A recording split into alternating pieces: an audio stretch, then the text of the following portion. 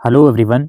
इस वीडियो में हम बात करेंगे DUSOL के जो सेमेस्टर 4 के स्टूडेंट हैं 2022 में जिसने एडमिशन लिया था और 2024 मई जून में सेमेस्टर 4 का एग्जाम देंगे। तो सेमेस्टर 4 में सब्जेक्ट्स उनको कौन से पढ़ने हैं, हम कोर्सेज वाइज इस वीडियो में डिस्कस करेंगे।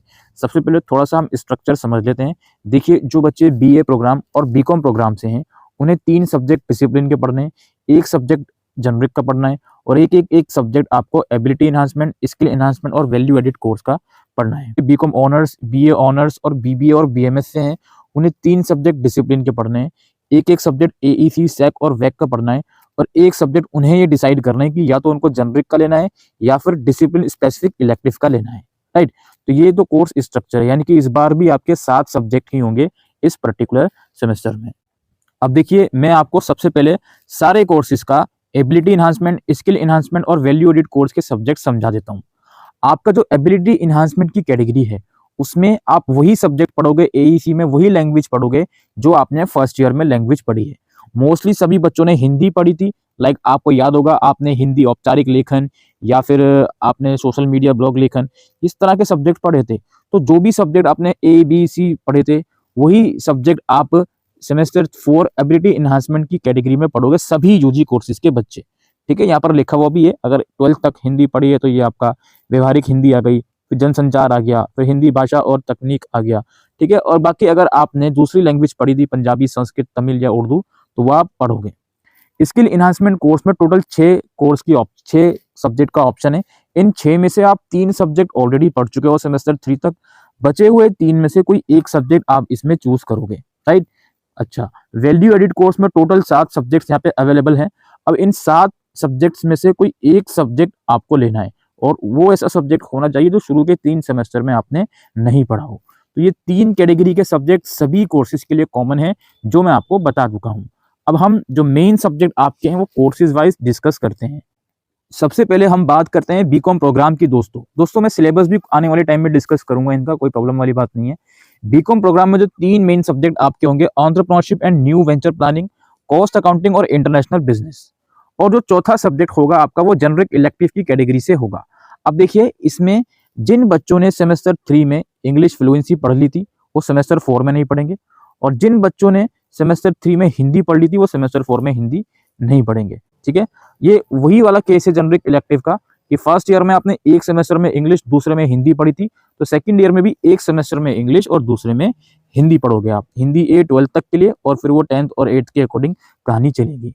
अगर BCom प्रोग्राम में आपने हिंदी नहीं पढ़ी, उसके अलावा कोई और दूसरा जनरिक सब्जेक्ट पढ़ा था, तो वो आप इकोनॉमिक, हिस्ट्री, मैथ्स या पोल साइंस में से चूज कर सकते हो। BCom ऑनर्स की बात करूं दोस्तों, तो जो मेन सब्जेक्ट है आपका बिजनेस स्टैटिस्टिक्स, कॉस्ट अकाउंटिंग और इंटरनेशनल बिजनेस है। और BCom ऑनर्स में आपके पास ऑप्शन आएगा। अब पहला ऑप्शन ये है कि आप जनरिक इलेक्टिव ले सकते हो।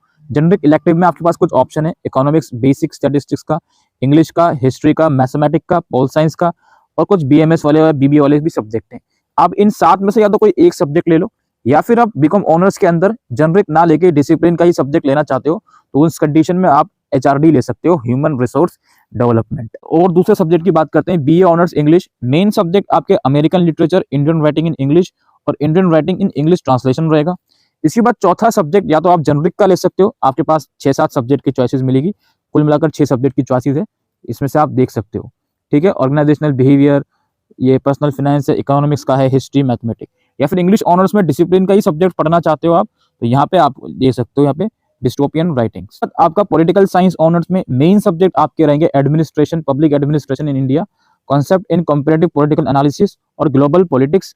और चौथा सब्जेक्ट या तो आप जनरिक का ले लो, इसमें आपके पास कॉमर्स के, इकोनॉमिक्स के और इंग्लिश का है, हिस्ट्री, मैथमेटिक्स का ऑप्शन है।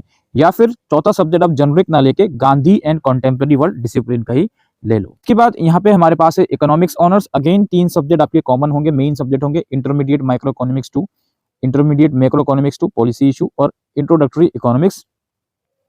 और एक सब्जेक्ट या तो आप जनरिक इलेक्टिव की कैटेगरी से ले लो, English, history, maths, commerce, pol science, BMS का या BBA का, या फिर आप ये आपका जो डिसिप्लिन स्पेसिफिक इलेक्टिव है एडवांस इकोनॉमिक्स, इसको ले लो। इसके बाद जो आपका BBA कोर्स है, BBA के अंदर तो 3 मेन सब्जेक्ट में basic of economics, investment analysis and portfolio management, income tax law and practice. और एक सब्जेक्ट या तो आप ये डिसिप्लिन स्पेसिफिक इलेक्टिव का ले लो, या आपके सामने इकोनॉमिक्स, इंग्लिश, हिस्ट्री, मैथ्स वगैरह, और या फिर यहाँ पे आप ये सब्जेक्ट ले सकते हो DSE का, वेल्थ मैनेजमेंट या फिर कॉर्पोरेट एनालिसिस एंड वैल्यूएशन। जो आपका BMS वाला प्रोग्राम है, इसमें आप 3 subject quantitative technique for management, financial management, human resource management रहेंगे, और एक सब्जेक्ट या तो आप जनरिक का ले लो यहाँ पे, ये कॉमर्स बेसिक फॉर ऑर्गेनाइजेशन या इकोनॉमिक्स, इंग्लिश, हिस्ट्री, मैथ्स, या फिर जनरिक का ना लेके आप सिंपल सा DSE के अंदर आपके पास चॉइसेस मिलेंगी, इन चारों में से कोई एक सब्जेक्ट आप ले सकते हो। एंड लास्टली हमारा BA प्रोग्राम कोर्स बचता है। अब BA प्रोग्राम कोर्स में मैं बता देता हूँ आपको, देखिए यहाँ पे आपके पास माइनर दिखेगा और मेजर दिखेगा। अब आपके पास 2 डिसिप्लिन हैं BA प्रोग्राम में, एक डिसिप्लिन के आप 2 सब्जेक्ट पढ़ रहे हो और दूसरे डिसिप्लिन का आप एक ही सब्जेक्ट पढ़ रहे हो। जिस डिसिप्लिन का आप केवल एक सब्जेक्ट पढ़ रहे हो, तो वो एक सब्जेक्ट आप इसमें से डिसाइड करोगे। जैसे मान लो आपके पास सेमेस्टर 1 से लेकर 3 तक डिसिप्लिन के अंदर हिस्ट्री सिर्फ एक ही बार था हर सेमेस्टर में, तो आप ये वाला हिस्ट्री पढ़ोगे। पोल साइंस सिर्फ एक बार था, तो आप ये वाला पोल साइंस पढ़ोगे। इंग्लिश सिर्फ एक बार था, तो ये वाला इंग्लिश पढ़ोगे। एजुकेशन सिर्फ एक बार था, तो ये वाला एजुकेशन पढ़ोगे। और ऐसा सब्जेक्ट जो आपके पास 2 बार था, लाइक पॉलिटिकल साइंस के 2 सब्जेक्ट थे आपके पास, हिस्ट्री के या इकोनॉमिक्स के 2 थे, तो एक वो इसमें से लोगे और एक वो इसमें से लोगे, दैट्स इट।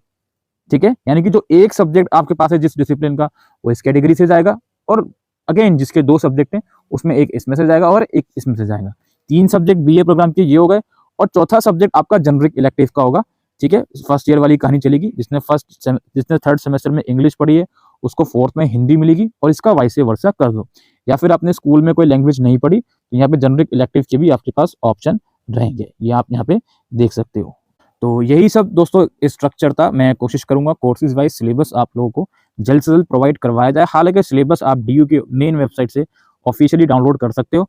कुछ चॉइसेस ऐसी हैं SAC और WAC की, जिनके सिलेबस तो ऑलरेडी वेबसाइट पर अवेलेबल हैं। अभी के लिए वीडियो में इतना ही। Thank you.